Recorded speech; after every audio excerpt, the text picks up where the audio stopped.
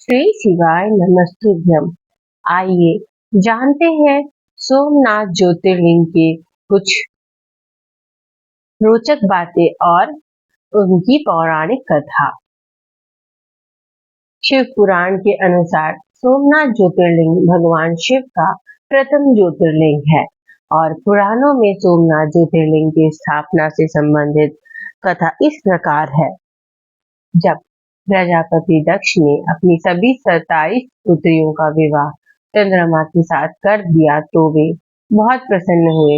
पत्नी के रूप में दक्ष कन्याओं को प्राप्त कर चंद्रमा बहुत शोभित हुए और दक्ष कन्याएं भी अपने स्वामी के रूप में चंद्रमा को प्राप्त कर सभी कन्याएं भी विवाह से प्रसन्न थी। चंद्रमा की उन 27 पत्नियों में रोहिणी उन्हें सबसे ज्यादा प्रिय थी, जिसको वे विशेष आदर तथा प्रेम करते थे। उनका इतना प्रेम अन्य पत्नियों से नहीं था। चंद्रमा की अपनी तरफ उदासीनता और उपेक्षा को देखकर रोहिणी के अलावा बाकी दक्ष पुत्रियां बहुत दुखी हुई। वे सभी अपने पिता दक्ष की शरण में गई और उनसे अपने कष्टों का वर्णन किया। अपनी पुत्रियों की व्यथा और चंद्रमा के दुर्व्यवहार को सुनकर दक्ष भी बड़े दुखी हुए। उन्होंने चंद्रमा से भेंट की और शांति पूर्वक कहा, कालिंदी, तुमने निर्मल व पवित्र कुल में जन्म लिया, फिर भी तुम अपनी पत्नियों के साथ भेदभाव पूर्ण व्यवहार करते हो। तुम्हारे आश्रय में रहने वाली जितनी भी स्त्रियां हैं, उनके प्रति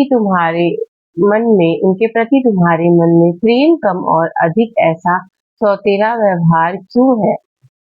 तुम किसी को अधिक प्यार करते हो और किसी को कम प्यार देते हो। ऐसा क्यों करते हो? अब तक जो व्यवहार किया है वह ठीक नहीं है, फिर अब आगे ऐसा दुर्व्यवहार तुम्हें नहीं करना चाहिए। जो व्यक्ति आत्मजनों के साथ विषमता पूर्ण व्यवहार करता है, उसे नरक में जाना पड़ता है। इस प्रकार प्रजापति दक्ष ने अपने दामाद चंद्रमा को प्रेम पूर्वक समझाया और चंद्रमा में सुधार हो जाएगा ऐसा सोच प्रजापति दक्ष वहां से लौट गए। इतना समझाने पर भी चंद्रमा ने अपने ससुर प्रजापति दक्ष की बातें नहीं मानी। रोहिणी के प्रति अतिशय आसक्त के कारण उन्होंने अपने कर्तव्य की अवहेलना की तथा अपनी अन्य पत्नियों का कुछ भी ख्याल नहीं रखा और उन सभी से उदासीन रहे। दोबारा समाचार प्राप्त कर प्रजापति दक्ष बड़े दुखी हुए। वे पुनः चंद्रमा के पास आकर उन्हें उत्तम नीति के द्वारा समझाने लगे। दक्ष ने चंद्रमा से न्यायोचित बर्ताव करने की प्रार्थना की। बार बार आग्रह करने पर भी चंद्रमा ने अवहेलना पूर्वक जब दक्ष की बात नहीं मानी, तब उन्होंने चंद्रमा को शाप दे दिया। दक्ष ने कहा कि मेरा आग्रह करने पर भी तुमने मेरी अवज्ञा की, इसलिए तुम्हें क्षय रोग हो जाए। दक्ष द्वारा श्राप देने के साथ ही क्षण भर में चंद्रमा क्षय रोग से ग्रसित हो गए। उनके क्षीण होते ही सर्वत्र हाहाकार मच गया। सभी देवगण तथा ऋषिगण भी चिंतित हो गए। परेशान चंद्रमा ने अपनी अवस्था तथा उसके कारणों की सूचना इंद्र आदि देवताओं और ऋषियों को दी। उसके बाद उनकी सहायता के लिए इंद्र आदि देवता तथा वशिष्ठ आदि ऋषिगण ब्रह्मा जी की शरण में गए। ब्रह्मा जी ने उनसे कहा कि जो घटना हो गई उसे तो भुगतना ही है, क्योंकि दक्ष के निश्चय को पलटा नहीं जा सकता। उसके बाद ब्रह्मा जी ने उन देवताओं को एक उत्तम उपाय बताया। ब्रह्मा जी ने कहा कि चंद्रमा देवता के साथ कल्याणकारक सुप्रभात क्षेत्र में चले जाए। वहां पर विधि पूर्वक शुभ मृत्युंजय मंत्र का अनुष्ठान करते हुए श्रद्धा पूर्वक भगवान शिव की आराधना करें। अपने सामने शिवलिंग की स्थापना करके प्रतिदिन कठिन तपस्या करें। इनकी आराधना और तपस्या से जब भगवान भोलेनाथ प्रसन्न हो जाएंगे, तो वे इन्हें क्षय रोग से मुक्त कर देंगे। पितामह ब्रह्मा जी की आज्ञा को स्वीकार कर देवताएं और ऋषियों के संरक्षण में चंद्रमा देवमंडल सहित प्रभास क्षेत्र में पहुंच गए। वहां चंद्रमा ने मृत्युंजय भगवान की अर्चना, वंदना और अनुष्ठान प्रारंभ किया। वे मृत्युंजय मंत्र का जप तथा भगवान शिव की उपासना में तल्लीन हो गए।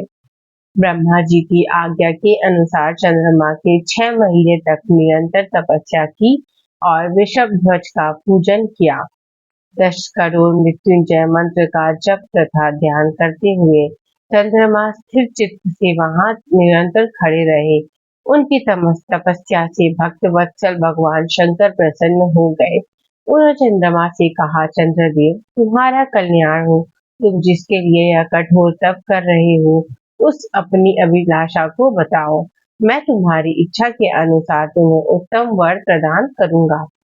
चंद्रमा ने प्रार्थना करते हुए विनय पूर्वक कहा, देवेश्वर, आप मेरे सब अपराधों को क्षमा करें और मेरे शरीर के इस क्षय रोग को दूर कर दे।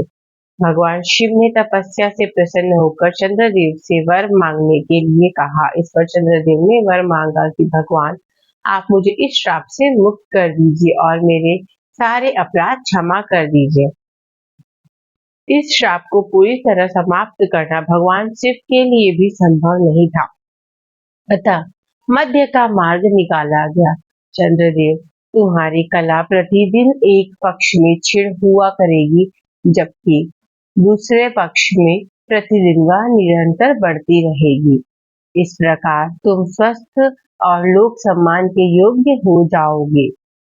भगवान शिव का कृपा रूपी प्रसाद प्राप्त कर चंद्रदेव बहुत प्रसन्न हुए। उन्होंने भक्ति भाव पूर्व शंकर की स्तुति की। ऐसी स्थिति में निराकार शिव उनकी दृढ़ भक्ति को देखकर साकार लिंग रूप में प्रकट हुए और संसार में सोमनाथ ज्योतिर्लिंग के नाम से प्रसिद्ध हुआ। हर हर महादेव।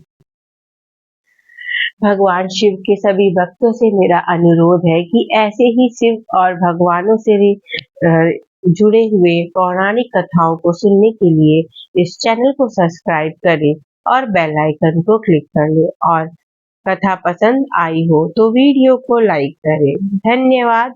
हर हर महादेव।